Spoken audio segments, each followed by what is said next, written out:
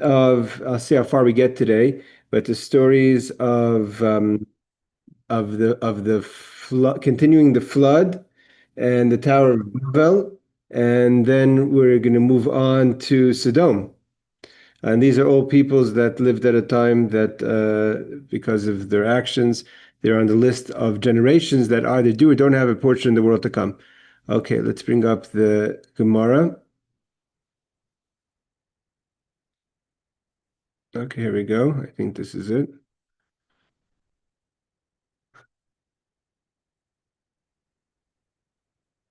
Okay. We're on page 108, second side. Here we go.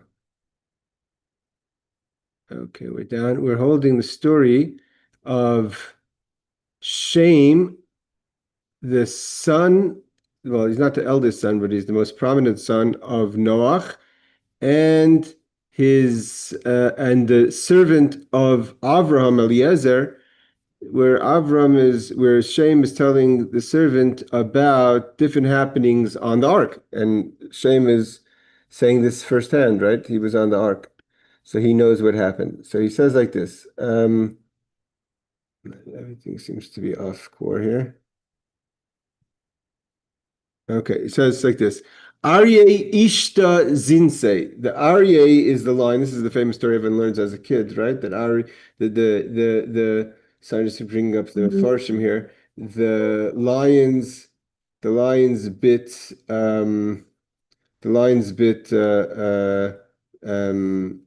lion bit Noach. So he says, come here, is it? Where is it? Here we go. Okay. So it says, Aryeh Ishta Zinsa. So the lion had fever sustained it. Zinsa from the words Amazonas. So the lion was sustained by its fever. He caught a fever on the boat. The Omer Rav teaches us that a lion could last 6 days, no less than 6 days, could sustain itself. It doesn't need to eat or drink from its fever. The fever itself gives nourishment to the body. But and it won't last longer than 12 days. So that's seemingly the end of that story, based on that. Zonya Ishta. Based on that story, we have the story of the lion biting Noach, because it's brought down that for that reason Noach didn't know. He went to the lion while the lion was sick, and the lion was sick, so he didn't want to eat. So he went on the seventh day. Maybe that the lion was getting up from its fever on the seventh day, and he still wasn't eating, and he missed the eighth or ninth day and went back on the 10th or 11th day, and then he bit him because he was waiting 2 days to be fed. So he was already no longer being fed by his fever, and then he was agitated, so he bit Noach. Okay, that's what it says. It's brought down in the pasuk Vayisher Ach Noach. From this we learned that Noach was alone, so to say, and he got bit by the lion. So just a nice medrash. The Anaf Yosef says that based on this medrash, so we understand, based on what Rav says, we know from exactly what animal it was that bit him. Not how do we know? Maybe it was a bear or a wolf, it says. So the fact that it says that the lion specifically sustains itself on the fever, so therefore that makes sense why Noach made that mistake. So he knew the nature of the lion, and therefore he just made a mistake when he came on the seventh day. He thought maybe he would last all the way to the 12th day or closer to the 12th day, and he missed out a day or two, and because of that, the lion was hungry and agitated. Okay, so that's a little anecdote. That's a little note from the Gemara. Then it says like this: Avarshina ashkachne abba degoni besafna ditevusa. It says the phoenix, right? The phoenix bird, which is a bird that kind of revives itself. We'll see in a second. It lives very long. My father found it lying in its compartment on the side of the ark, and hungry, obviously. You don't want to eat. That means Noach asked the phoenix. I saw you were busy. You didn't want Tarid, is preoccupied. I saw that Noach saw that the phoenix saw that Noach was preoccupied, and he's a humble bird, and he didn't make as opposite of the lion. I guess that's why the phoenix comes after the lion. The story is that the lion bit Noach. Here he just curled up and waited hungry. So Amina Starach, I said to myself, I don't want to pain Noach. Noach is so occupied, he felt uncomfortable, ringing the bell, demanding food.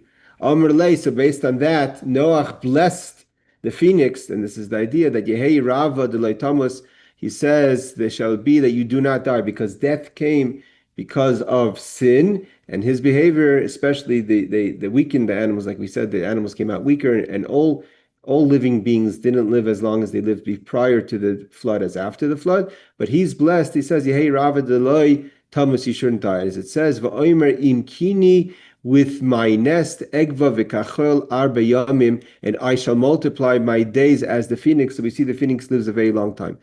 I noticed that it says that it's brought down that I just Googled the phoenix, even the phoenix bird is a legend, as like it says, the mystical bird known as its ability to be reborn. So most commentaries actually understand it like this, that it's not that it doesn't die at all, but it says, like the Yad Ramah says, that El Shemar B'Yam Yos Mishachais, he lives very long. The Bereshis Rabbah says that it lives for 1,000 years, and after 1,000 years, its body kind of decomposes and comes back to life. But nevertheless, it's brought down to Rosh Chaim that if not for the blessing of Noach, he obviously wouldn't have lived so long. So he lives super long, or she lives super long. Okay. So I see that if you go online, you could study the phoenix. It's a kind of a legend bird that has this blessing still today from Noach. Okay. Rashi says, Isha Zinsa Chama, what's it talking about? It's talking about the lion, that the lion is Zinsa Chama, if it has heat, meaning a fever, it gets provided by its fever. Like people are not, like humans are not, you don't need to eat as much when you're sick. Achzazu v'zanu, and therefore it was provided. And and therefore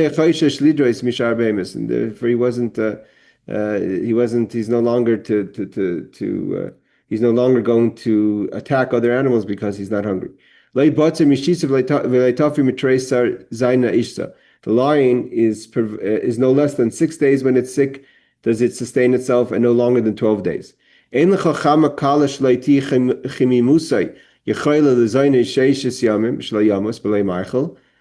doesn't have a fever that doesn't last at least 6 days to provide it with food. At the same time, it doesn't have a fever that lasts longer than 12 days, that it should not need food after the 12 days.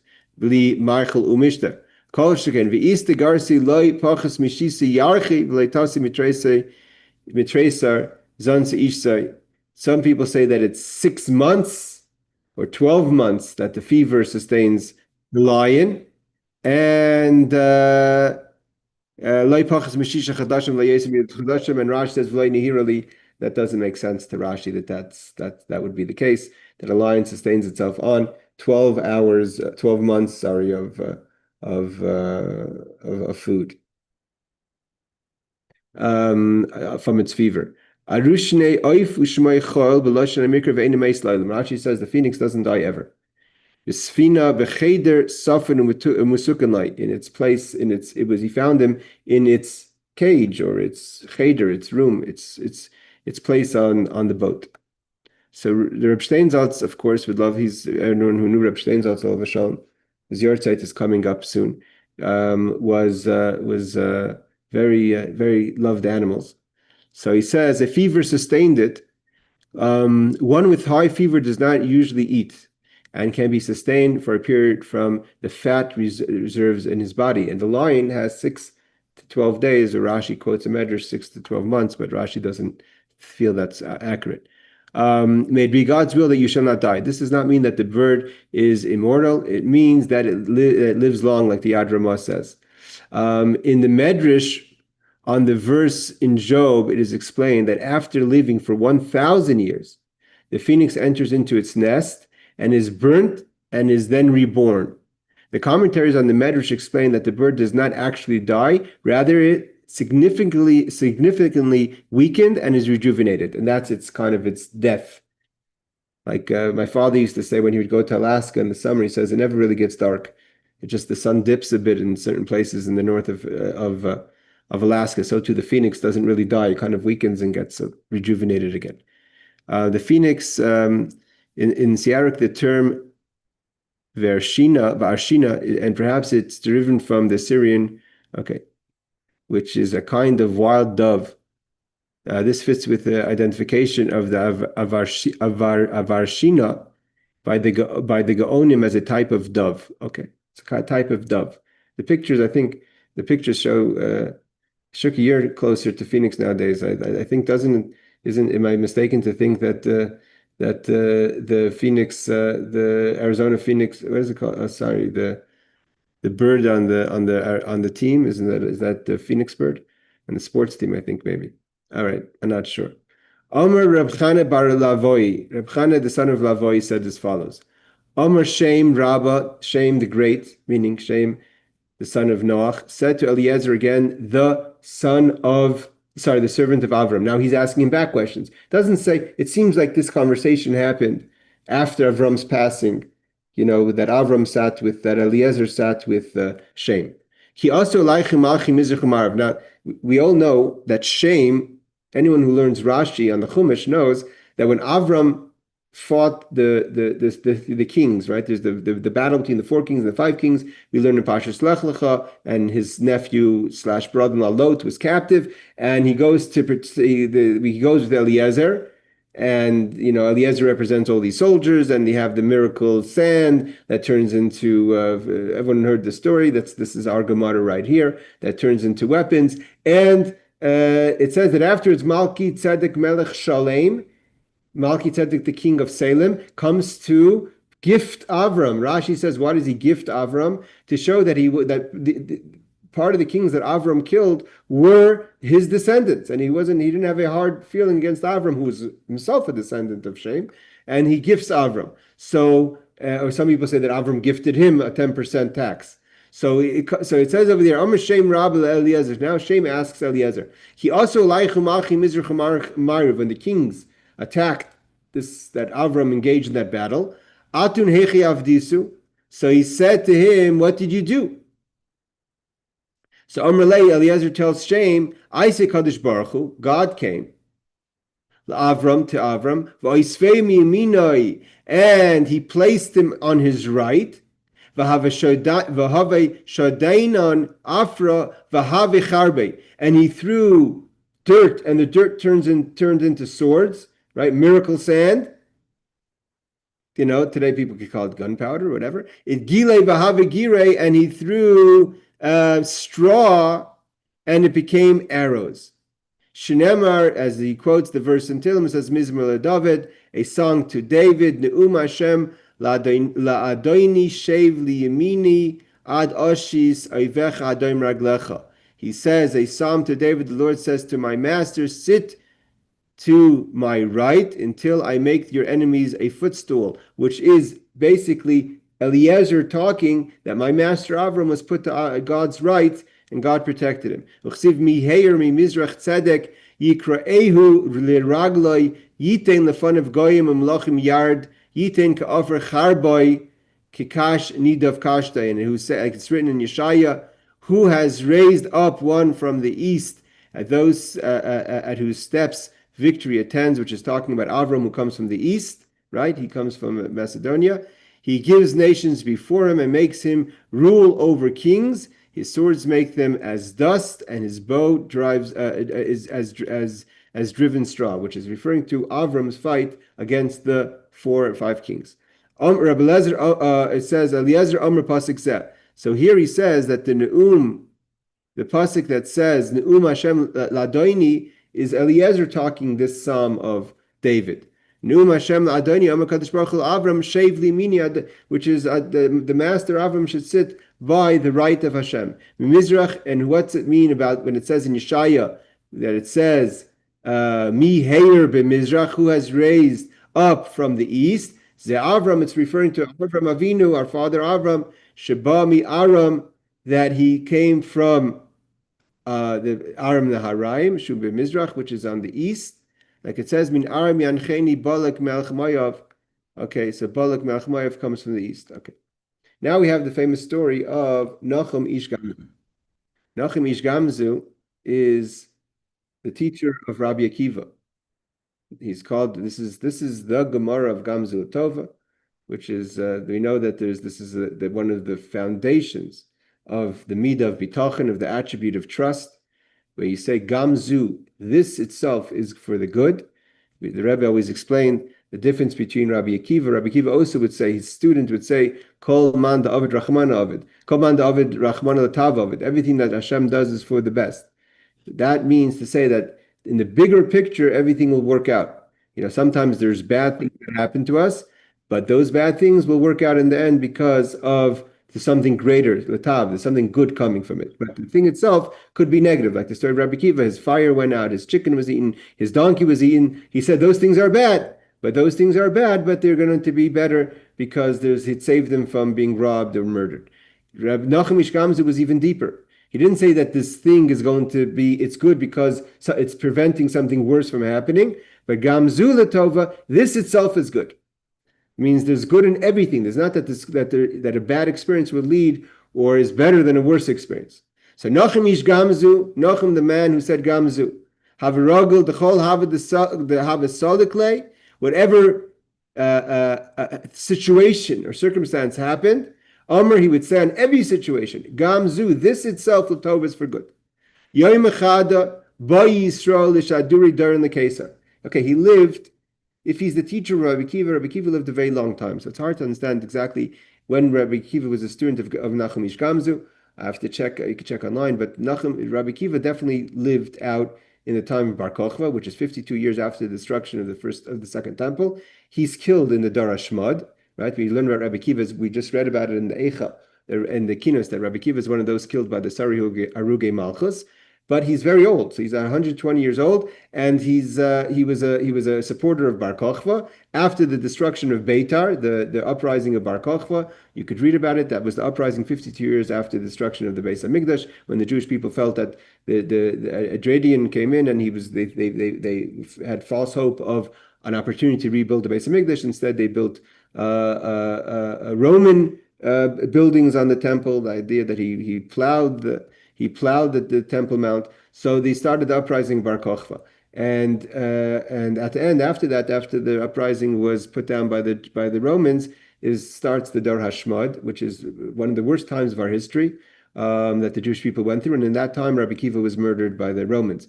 But Nachum Ish Gamzu was his teacher. So we have to assume he was, let's say, around the end of the Second Temple, but still under Roman rule. So it says, Yom Echad ba Yisrael ashtur during the Kesar. So the Jewish people wanted to send a doron, a tax or a donation, to the Caesar. Amr Bahadei, so they said, okay, we'll just finish over here and then go to the continuation of the next page. So what did Kol Dahavasalikle, Kol Dover Hama'urale? Rashi says anything that happened to Nachum Ish Gamzu, he said, Gam Zu Latova, this is for the good. There's an argument, or there's an understanding by the commentaries. If Gamzu is one word and that's the name of a city that's near Lud, or Gamzu is, like I said, Gamzu Tova. This is, he got a nickname for, Happy John. So this is Nachum Ish Gamzu, the person who always says this is for the good, always a person with tremendous trust. So Reb Sheinzat says Nachum of Gamzu. So his name apparently stems from the name of his hometown, Gimzu, which it was adjacent to Lud, which is near Tel Aviv or near the airport in Eretz Yisrael, and is mentioned in the Bible in Divrei Yomim Chronicles 28:18. Due to this distinctive personality, always proclaimed Gam Zu Latova. This too is for the best. The name of his hometown was appended to his name in an act of wordplay. Okay, so Dora means that they sent a gift, all right? They sent a gift to the Romans, and now we're going to see, who did they send it with? They figured to send the gift with Nachum Ish Gamzu. Man Nishtar, who are we going to send the gift with? Nishadar, we will send it with Nachum Ish Gamzu. Why? Because there's a concept in our tradition that Nachum Ish Gamzu was a Malumad Benisimhu, a person that miracles around him. It means a person that, we have these type of tzaddikim throughout history, that we call them a people, righteous people, men and women who are Malumad Benisim, that there's always miracles around them. So when you're sending a gift to Rome, to Caesar, better to send it to someone if there's a need for a miracle, that miracles happen around this person. And Nachum Ish Gamzu, and that's because, and why were there miracles? Why was he Malumad Benisim? What merit did he have? What chus did he have? That he should be a person that is, it's a normal thing for miracles to be around him because of his tremendous bitachon. He had such absolute belief in Hashem, that Gamzu Latova, that obviously that itself, in Chassidus it explains, Alter Rebbe explains, he would go up to the source of where, everything negative has to have a source in holiness. There's no real existence in negative. Negative on his own doesn't have an existence. So that anything has to have a shorish, a root in holiness. And from that root has some, whatever the reason is, that there could be gvurais, dinim, there could be severities, judgment that manifests the negativity. Nachum Ish Gamzu went all the way to the root, to the positive of what's the root of the negative, and from there he's able to transform it to be able to turn into to miracles, like it says about Chanina ben Dosa. Chanina ben Dosa's daughter said, we have no oil, so he said the vinegar will work. And why? He was also Malumid Benisim, because he had the same idea. Rabbi Chanina ben Dosa went all the way to the beginning. The same energy that makes oil burn, the sides that oil should burn, is the same place that vinegar could burn. So she was able to light the Shabbos candles. So the Gemara says, "Bahadi man biyad mi nishlach." Who should we send the duran, the gift, tax, whatever you want to call it, to Caesar? We'll send it with Nachum Ish Gamzu. He's a Malumid Benisim. There's an extra insurance policy with him that if there's a necessity, his power of miracles will override, and we'll see that it was needed. Kimatalahu diura boile mevas. So it happened. So when he reached a certain lodging, he went to the hotel, schlepping. So what did they send? They sent this huge box of diamonds and gold, right? They didn't have brinks then. So who was their local brinks was Nachum Ish Gamzu with this big chest of gold and diamonds. So he went to the hotel and he had the box there. They right away suspicious. The management of this motel, mom and pop were like, yeah, so what's in the box? He said to them, I'm not sure why he told them what it was, but in the story it looks, when you read the kids' stories, it's as if they snuck into his room to check. But the Gemara says he told him. It says, I am taking a head tax to the emperor. So obviously there's money in the box. Kamu Balela, so they woke up, meaning the management of the hotel woke up in the night when Nachum Ish Gamzu was sleeping. Shareinhu lisifte, so it says they opened his chest. Ushaklu called the Havagabe, took everything out, meaning all the money, is gold, silver, whatever it was that was in that chest, as that was supposed to impress the Caesars. You have to imagine they weren't coming with $18 check. And Umalanhu Afra, and in order to fool him, what have you, they filled the box with earth. So the box still has the weight, so to say, and that's it. Kimat lahasim ishtak achra. It says that when he arrived there in Rome, earth was discovered in the chest. Means only when he arrived there. In the stories, it's brought down that the Yad Ramah wants to add spice to the story. The Yad Ramah says that he opened the box in the morning in the hotel, and he saw that it was dirt, and he says Gamzu Latov. He knew he was in no position to accuse the hotel owner, and that wouldn't work in his favor. So he just said Gamzu Latov. This is for the best, even though he knows now they're schlepping a box of dirt to Rome, to the Caesar. And practically, if you don't have tremendous betachin and you're able to say Gamzu Latova, and most people would fall into extreme anxiety. So Kimasa Lahasam, but from our Gemara, the wording seems to say that he found that only when he got there. Ishtakach Afra was found to be earth. Omer Achuku Kamachaki Be Yehudai. So the emperor got very upset, and he said, the Jews are laughing at me, right? They're sending me a box of dirt. You can imagine how he felt. Imagine someone did that today in the White House. So it says Afkula Miklte. So they were going to kill Nachum Ish Gamzu. They put him into prison to kill him. I mean, he's shaming Caesar like this to bring a box of earth. So what does he say? Gamzu Latov. This is for the best. Not just that something better is going to happen. This itself, there's something good happening right now. Asa Eliyahu, so Elijah the prophet came. Ve'idamalu kachad minayu. He came in disguise as one of the Roman aristocrats, generals, what have you. Amr luhu, he said to the emperor, Dilma hay afra me afra da Avram Avinuhu, right? So Eliezer just tells us on the end of the past page that how did Avram fight the kings was by throwing earth, and the earth turned into stones, and the straw turned into into knives, and the straw turned into arrows. So Eliyahu came in as one of the people there that had, obviously, I don't know how that worked, but either way, they listened to him, and he says, maybe this is the earth of Avram Avinu. The Jewish people have mystical earth. The Habashadi Afrei, Habichavre, when they threw earth, it turned into swords, and Gilei Habigire, and the straw turned into arrows. So Badik v'Ashkul Hachi, they checked and it worked. The earth turned into knives, and the straw turned into arrows, and it was a tremendous value. All of a sudden, something diamonds, right? Caesar's not lacking diamonds, and another $1 million, another $100 million. What are you going to give him? But now he's giving something he can't buy with money, something that he could be victorious in his battles. So Rashi says, "Kimot lahu daira k'shagil oisim alon." When he came to the hotel, lemivas lalon, to sleep, is sharinu lesitfei hetira argoizim v'hamartzpun upatchum v'notlu kol mashe b'toicha. They opened up the suitcases of Nachum Ishkamazdu and took out all the money. Achuke matzchi, says they're laughing at me. So now the Gemara says an interesting thing.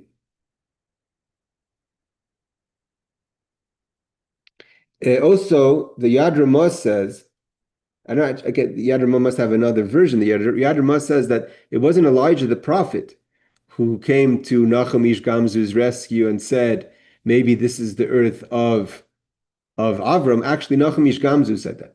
Means, again, this is the Yad Ramah is kind of really emphasizing the bitachon, the trust that Nachum Ish Gamzu had, that not only did he see the earth in the hotel and schlep the box, and most people would run away or go back to Israel to get a replacement box. He continued on his way, even though he was counting the box of earth. According to Yad Ramah, he saw it in the hotel. So Yad Ramah says also that he was the one who said to Caesar that this is the earth of Avram. But either way, whether it was Elijah the prophet or him, but now the Gemara tells us Hava Machayza, there was a province or a place that the Romans the Romans couldn't conquer it.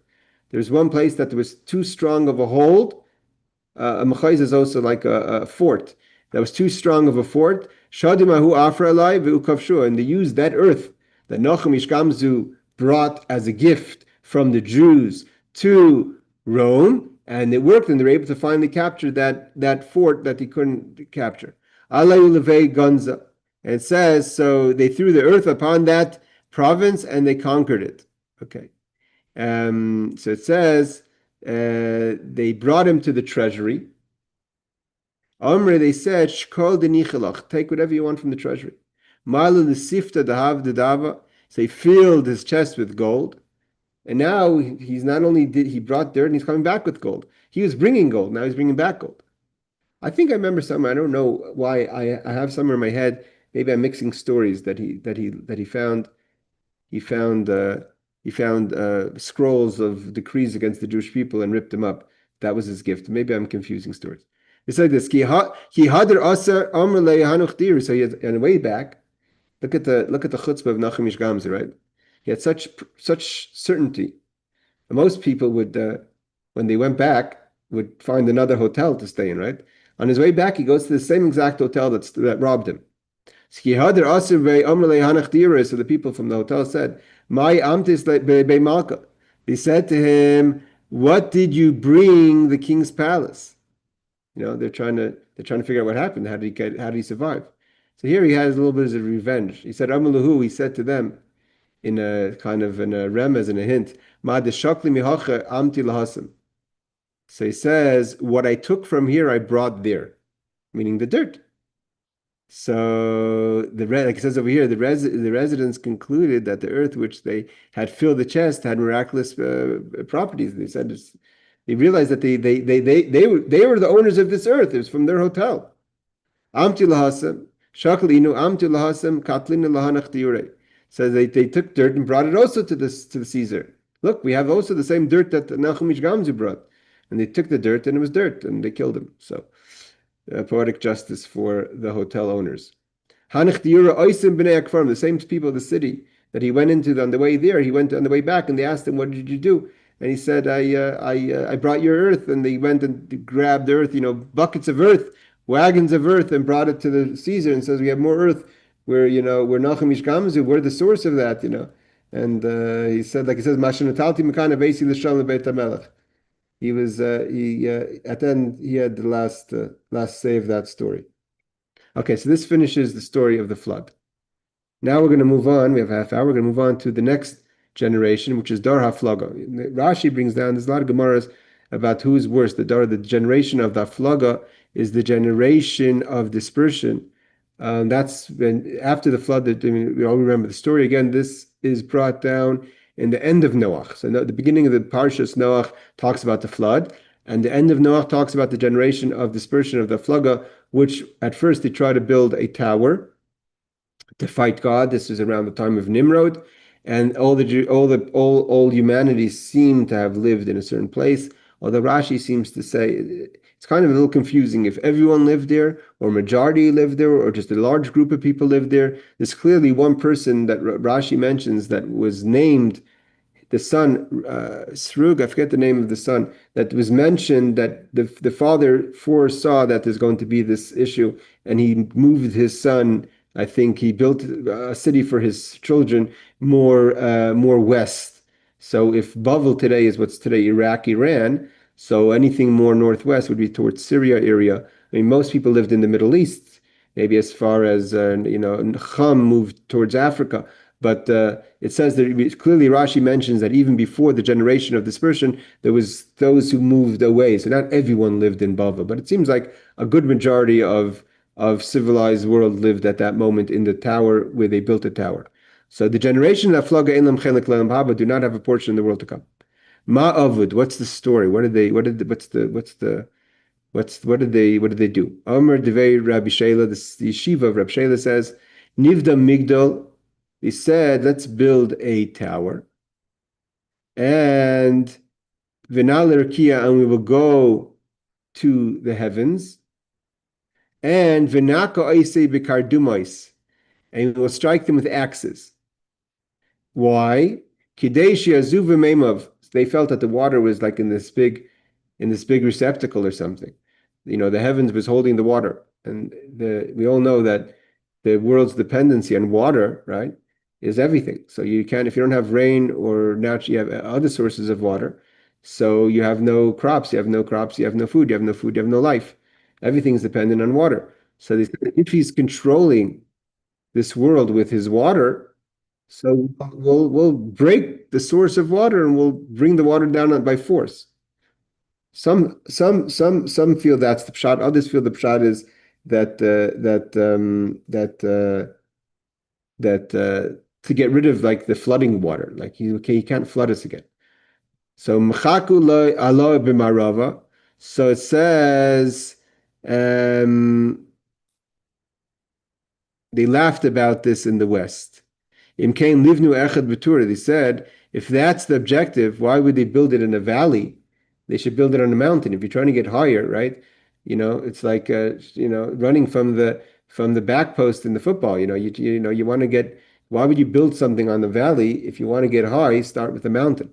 So they thought this was a joke, so to say.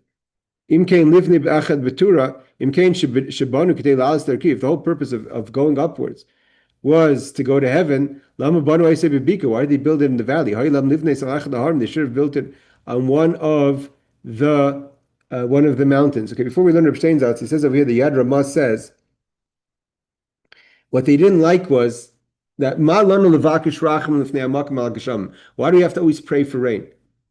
Let's go up to the heaven and we'll break the source of water. So the water will come down by force.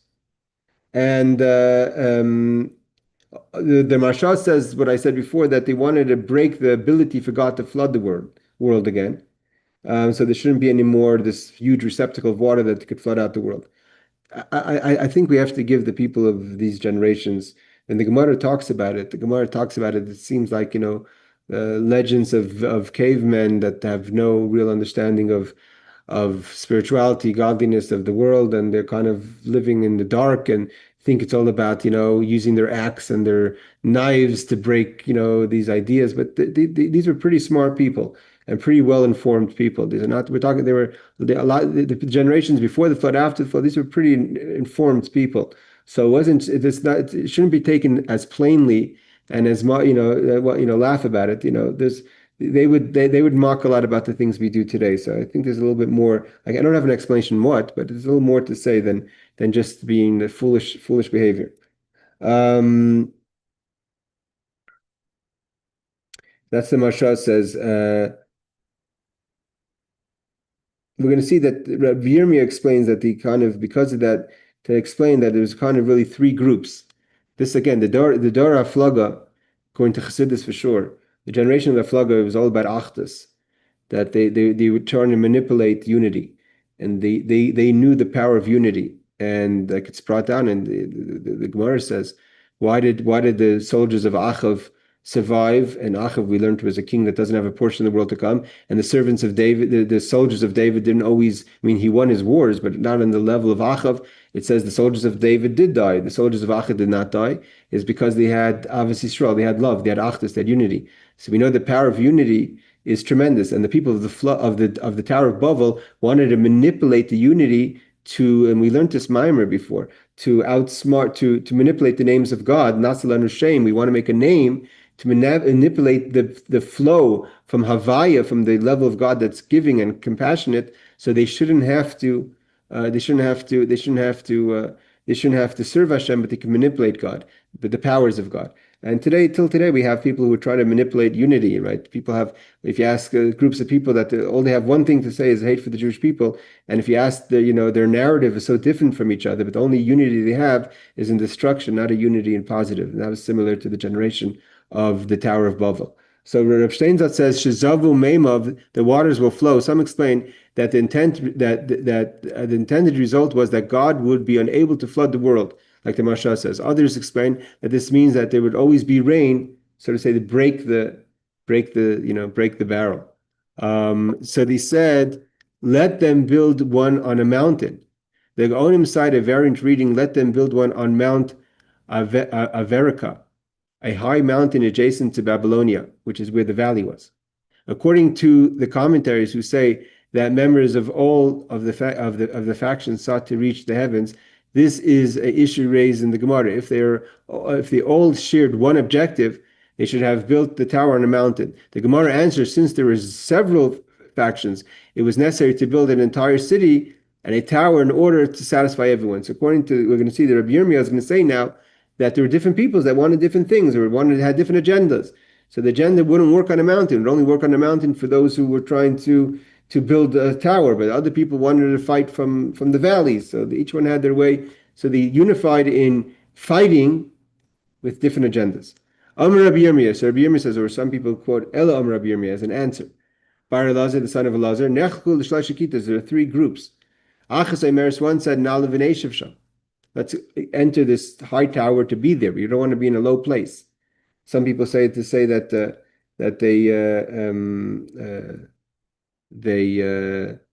they didn't want to. They were scared of the waters of the flood. So if you live in a high space, you won't get flooded, right?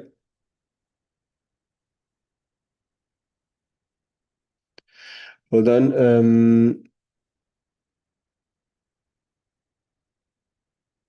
Okay, yeah. So the Mefarshim say what I said before. So he says like this. The second group said, Achas Emeres, the second group said, we want to serve idols.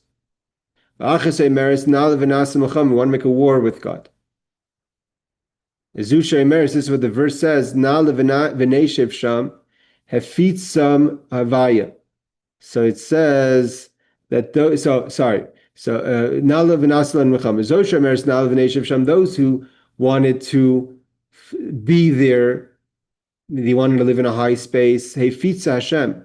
So God dispersed them. Those who said we want to wage war with God.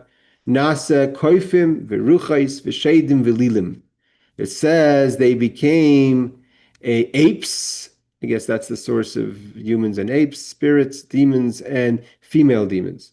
So they were turned into zombies, right? That's the idea of zombies. They were turned into subhuman entities, those who wanted to wage a war with God. The third one that said they want to go serve idols, that's where it says that God changed their languages. So what does it mean? They changed languages, they didn't have a common language anymore, so there was no avodah, it affected the service of avodah zarah because they couldn't communicate properly anymore. So Rashi says, "Hafitzim pizram b'chol olam." That's where people started to be dispersed from the Tower of Babylon. Is when people dispersed all over the world. Again, that would explain a lot of peoples that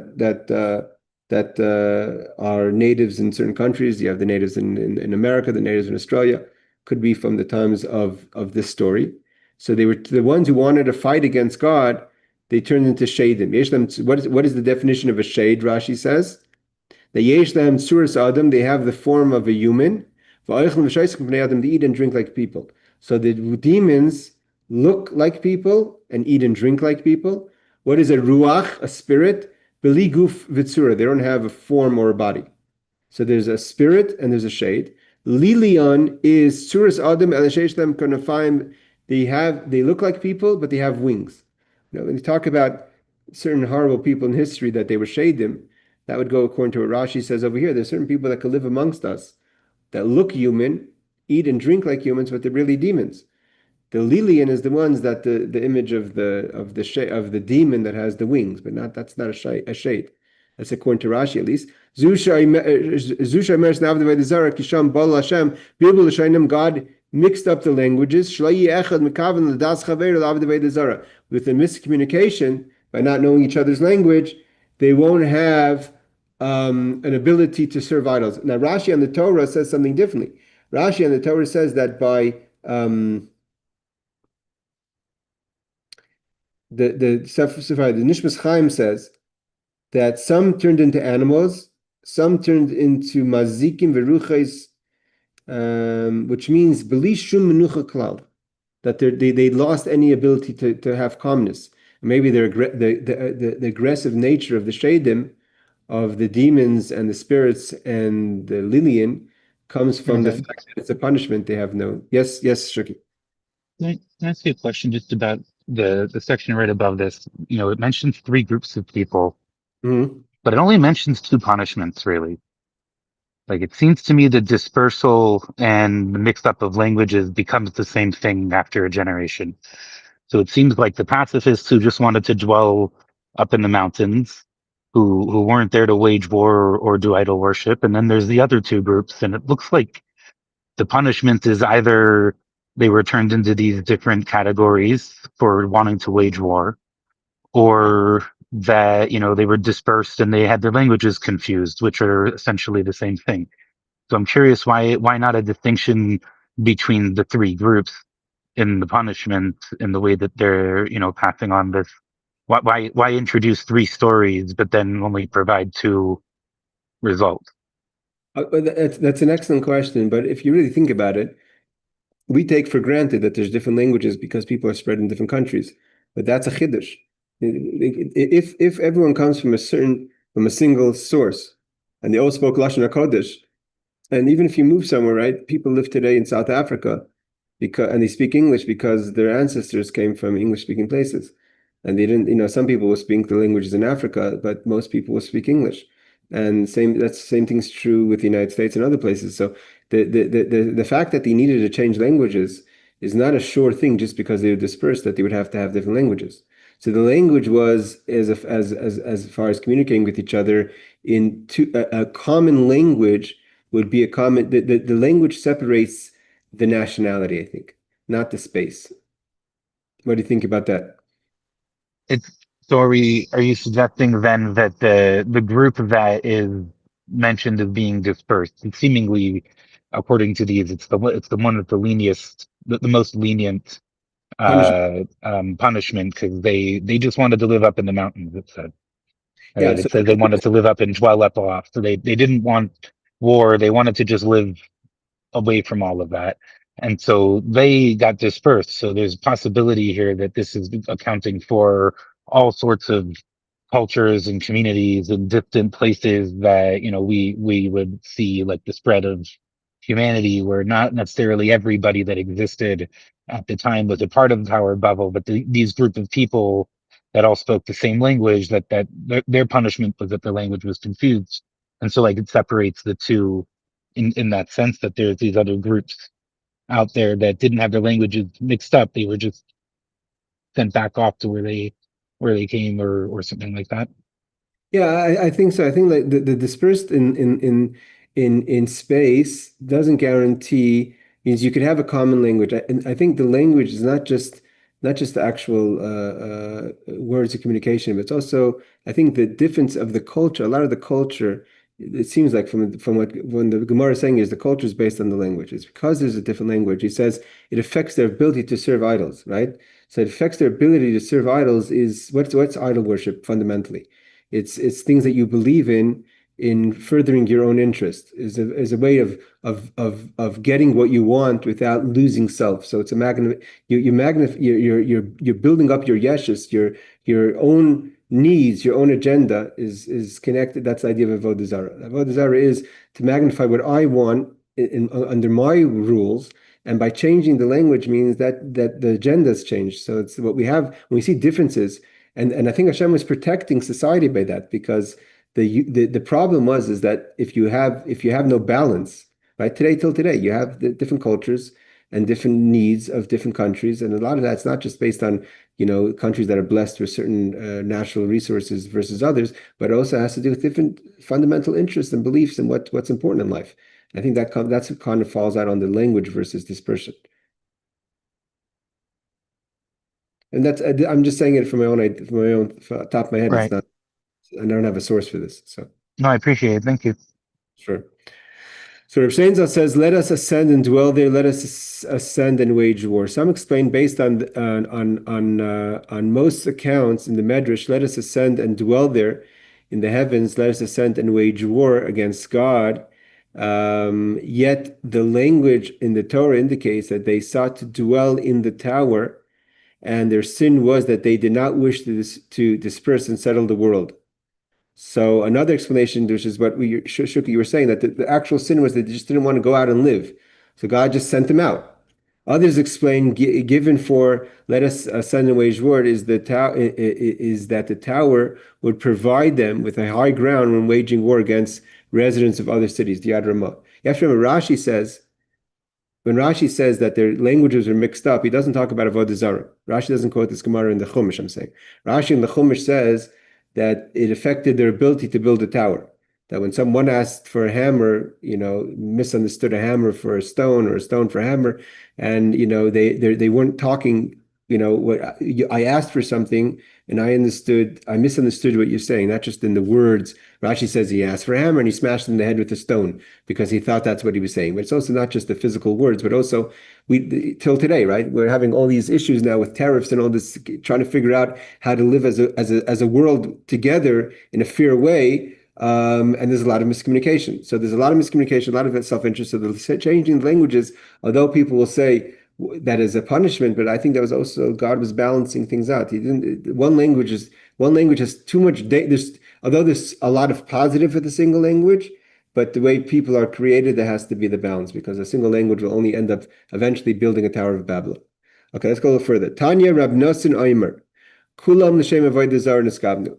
Everyone, he disagrees with Rabbi Yirmiyah, and he says it was all about avodah zarah. Chsiv Hachet says Nasalan shame. Let's make for ourselves a name. Chsiv Hasim, it says v'shem elikim acherim leisaskiru. So we see the name shame is talking about elikim acherim, other gods, which is avodah zarah, which is idol worship. Ma'al lahalan avodah zarah, afkan avodah zarah. Just like it says shame elikim acherim leisaskiru, and he uses the word shame, which means name. Name over here also means to serve an idol. Rabbi Yochanan says migdal shlish nisraf. What happened? So now what happened afterwards? So the Rabbi Yochanan says 1/3 was burnt. Shlish nivla, 1/3 was swallowed up, or fell was swallowed into the earth. So 1/3 is in the earth, and shlish kayim, 1/3 remains. I don't know if that's applicable till today, but that's what Rabbi Yochanan says. Amar Rav says, Avra Migdal Meshakeach, because they were punished with these dispersants and languages. So the area causes people to forget. It's not a place where people have a strong memory in the area of Bavel. Although, of course, the Gemara is asked, what do you mean we had so much great Torah study in Bavel?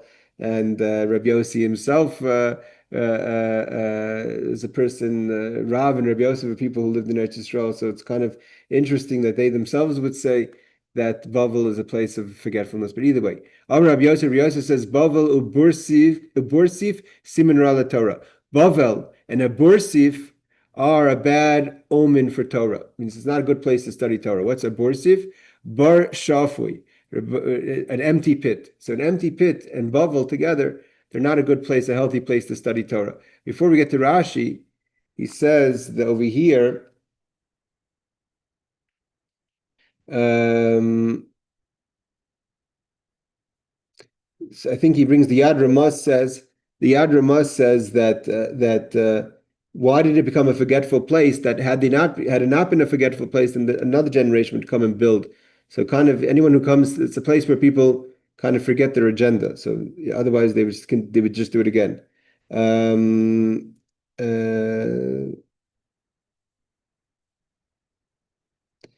So therefore, it's also because it's a place that God was angry. It's a place that's punishment by forgetfulness. But he also quotes Rabbi Yosef. He says the Bershav asked a question.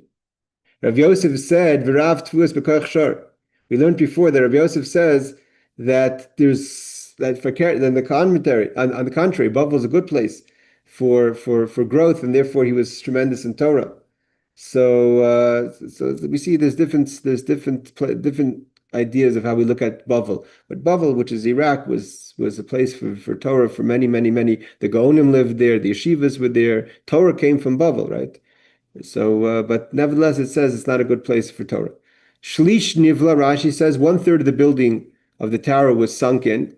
Nivli Yisayideseh Mishukasi Bekarka Ad Shlish. It's sunk into the ground, its foundation. 1/3. V'shlish Shamayla Nishraf, the upper third was burnt. V'shlish Emtsoi Kaim Bekarka V'leishi Oimid Ba'aver. So Rashi answers my question. It's still in the earth, but different than Muvla, different than it was swallowed by the earth. That's not, it says it doesn't stand actually the tower. Avra Migdal, Miroish HaMigdal, Klaimer Kamei Avra Shalir, means to say like the area. It says certain cities have a good ear. So this is like the ear of this city. It says, the ear of Yerushalayim makes people smarter, Eretz Yisrael makes people smarter. So Misha Aymet Savin the Migdal V'roya Avira Mara Goiva Shloi. And maybe it gives also an idea of ego. The reason they forgot their language, Rashi said, is because it's a place of forgetfulness. So basically, from this Rashi, it seems, like based on Shuki's question, that it's not so much that God gave them new languages, but they forgot Lashon HaKodesh, right? How do we know that? We know that Paro knew every language but Lashon HaKodesh, right? That's what it says. Yosef was smarter than Paro, that he knew Lashon HaKodesh. He didn't know the other 70 languages. Paro knew every language that was created after the Tower of Babylon, but they all forgot Lashon HaKodesh, so he never learned it. So seemingly from Rashi is because they forgot their language, they had to reinvent 70 languages. So they started from beginning. So Rabbi, I just a fun going back to when I was studying in yeshiva in Israel. One of the things that I remember going into with someone is about the difference between the belief in certain types of actions and miracles and experiences, and we were learning a lot of it from the Ramban about the story of Bavel. And one of the things that it says there is that there's a little bit more about the idea that Lashon HaKodesh was a lingua franca. It was a language that didn't matter what country you were from. Everybody spoke Lashon HaKodesh, so they were able to talk to each other as if they were traveling from country to country, much like French, much like English, much like, many languages throughout history when there's been a large enough space, conquered or kind of traveled by the same people. So everyone came from their place and they had their own language, but they knew how to talk to each other in Lashon HaKodesh. And by the Migdal, Hashem removed the ability for them to talk with each other in that lingua franca, and so they could still talk to each other in their own groups. They all knew their own languages, but they weren't able to communicate in this universal language, or it was banned, or it was made confusing for them when their languages crossed those lines. That's very interesting. So the Ramban on the Torah says that the Ramban on the Torah says that the languages wasn't something new, something they had, but they forgot Lashon HaKodesh only. Very interesting. Thank you, Shaki. That's a very important point. Mishakach shekei nigzral, that would also answer the question with Paroi. Mishakach shekei nigzral oise makam shishkach. It was God decreed this is a forgetful place. Therefore, they also forgot their language, meaning Lashon HaKodesh.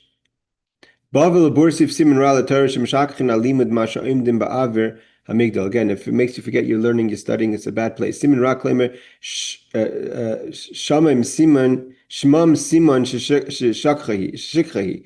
They're in their name themselves, you can see their forgetfulness. Lam Nikr Shmai Borsiv Bar Sha'afi Bar Nirtakoin Mimemav Klemer Meshakach Adam Komash Lamed, just like a bar that has no water. So water is also study. It doesn't hold any water. It doesn't hold any information.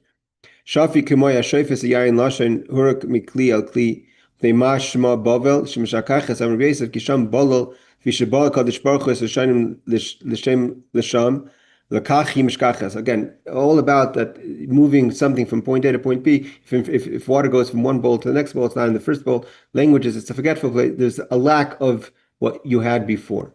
Okay, let's just finish the last note. It says Shlish Kayim, it remains intact to serve as a memorial and a warning for future generations. Again, I think if I understand Rashi correctly over here, he says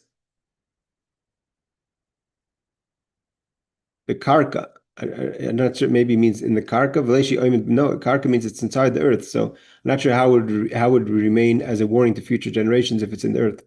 Okay, Bursif is, some consider this as an abbreviation of Bar Min HaSefer, empty of books, of study. It means ignorant of Torah knowledge. And in this context, it means that it causes one to forget Torah. So there's basically an idea. We know that there's places that, right, Eretz Yisrael, when I went to Eretz Yisrael the first time I was 18, my grandfather's Mr. Weiss asked me, the first phone call, Numan, are you smarter? It says Eretz Yisrael makes a person smart. So Bavel makes a person forgetful. We know there's different ear, there's different ideas that brings out negative or positive. Well, we'll stop here because the next piece is about Sodom, and we'll learn about the famous people of Sodom, obviously with all their hatefulness and evil, in next week's class. Ashkar everyone, thank you for joining. Thank you, Shoki, for your insights. Very insightful.